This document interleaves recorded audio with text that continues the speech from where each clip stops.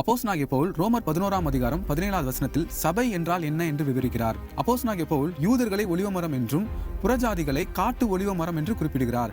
தேவன் ஒலிவமரத்தின் கிளைகளை முறித்து போட்டு காட்டு ஒலிவமரத்தின் கிளைகள் ஆகிய புறஜாதியரை கொண்டு வந்து இந்த ஒலிவமரத்தின் மேல் இணைக்கிறார் என்று நாம் பார்க்கிறோம். இப்போது இந்த காட்டு ஒலிவமரத்தின் இலைகளுக்கு சாரமானது ஒலிவமரத்தின் வேர்களிலிருந்தே பெறப்படும். இந்த வேரானது வேதாகமத்திலே குறிப்பிடப்பட்டுள்ள முதல் 5 புஸ்தகமாகிய தோராவோடு இணைந்துள்ளது. கர்த்தருடைய 7 பண்டிகைகள் உள்ளடக்கியுள்ளன. இவைகள் அனைத்துமே இயேசு கிறிஸ்துவையே வெளிப்படுத்துகின்றன.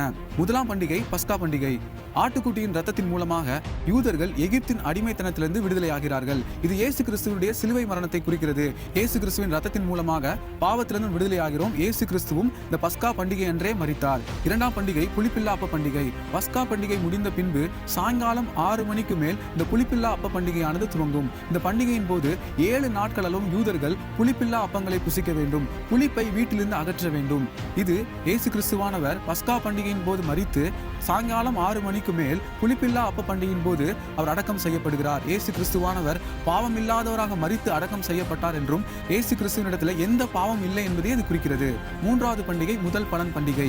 புளிப்பில்லா அப்ப பண்டிகைக்கு பின்பு வருகிற ஓய்வு நாளுக்கு அடுத்த நாள் ஞாயிற்றுக்கிழமை இந்த முதல் பலன் பண்டிகையானது அனுசரிக்கப்படும். அப்பொழுது யூதர்கள் தங்களுடைய விளைச்சலின் முதல் பலனை கொண்டு வந்து யெகோவா தேவனிடத்தில் அங்கீகரிக்கும்படியாக அவர்கள் தேவனிடத்திலே ஜெபிப்பார்கள். இயேசு கிறிஸ்துவானவரும் இந்த முதல் பலன் பண்டிகை அன்றே உயிர்த்தெழுந்து பிதாவுக்கு தன்னை படைத்தார். நான்காவது பண்டிகை பெந்தேகோஸ்தே பண்டிகை.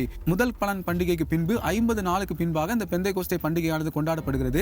இந்த நாளில் தான் சீனாய் மலையின் மேலே தேவன் இறங்கி வந்து 10 கட்டளைகளை கொடுத்தார் என்று யூதர்கள் விசுவாசிக்கிறார்கள்.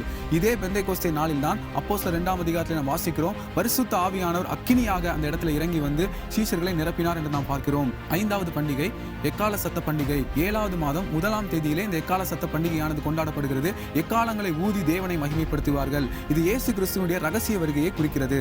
6வது பண்டிகை பாவ நிவாரண பண்டிகை. 7வது மாதம் 10ஆம் தேதியிலே இந்த பண்டிகையானது அனுசரிக்கப்படும். அந்த முழு நாளும் யூதர்கள் உபவாசம் இருந்து தங்களுடைய ஆத்துமாக்களை தேவ சமூகத்திலே தாழ்த்துவார்கள். இது இயேசு கிறிஸ்துவுடைய 2ஆம் வருகையை குறிக்கிறது. இயேசு கிறிஸ்துவானவர் இந்த பூமிக்கு 2ஆம் வருகையில வந்து அநீதிகளை அழித்து பூமியிலே நீதியை நிலைநாட்டுவார். 7வது பண்டிகை கூடார பண்டிகை.